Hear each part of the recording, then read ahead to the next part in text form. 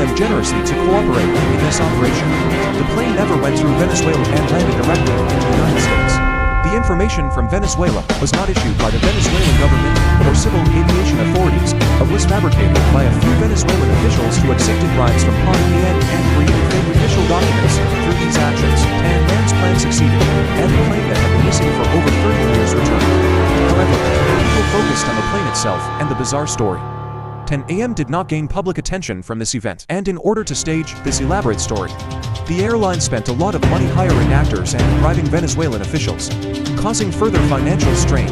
Ultimately, the company had no choice but to declare bankruptcy in 1911.